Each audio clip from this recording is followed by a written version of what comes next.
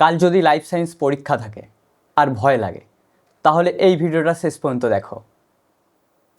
নমস্কার বন্ধুরা, মাধ্যমিক লাইফ সায়েন্সের পরীক্ষা কিভাবে লিখলে পাস করবেন আজ আমি সেটা সহজ ভাষায় বলবো। খাতা পেয়েই ফার্স্ট 10 মিনিট প্রশ্নপত্রটা খুব ভালোভাবে পড়বে, আর যেগুলো খুব সহজ তুমি যেগুলো পারবে মনে হয় সেইগুলো আগে মার্ক করবে।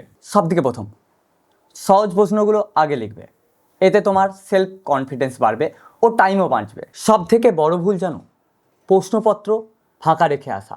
না জানলেও করো, প্রশ্নের কিওয়ার্ড লিখে আসো, নিজের ভাষায় ব্যাখ্যা করো, পারলে ডায়াগ্রাম আঁকো। এক্সামিনার খালি খাতায় শূন্য দেয়, তুমি যদি খালি খাতা না লিখে আসো হয়তো ওখানে কিছু নাম্বারও পেতে পারো। এবার তোমাদের বলি লেখার সঠিক স্টাইল। যেভাবে তুমি লিখলে তুমি আরও বেশি নাম্বার পাওয়ার চান্স বেড়ে যাবে। লাইফ সায়েন্সে এই ফরম্যাটগুলো ফলো করো। যে কোনো প্রশ্নের 2-3 লাইন ইন্ট্রো দাও, 2-3 লাইন ভেঙে লেখো। ডায়াগ্রাম থাকলে সেটা আঁকতে পারো, ডায়াগ্রাম আঁকলে এক্সামিনার খুশি হয়, এতে আরও বেশি নাম্বার পাওয়ার চান্স বেড়ে যায়। সুন্দর না হলেও চলবে, লেভেল দিলেই হবে। বিশেষ করে আই, হার্ট, লিভার, কিডনি এইগুলো অবশ্যই এঁকে আসবে। Next point, time management.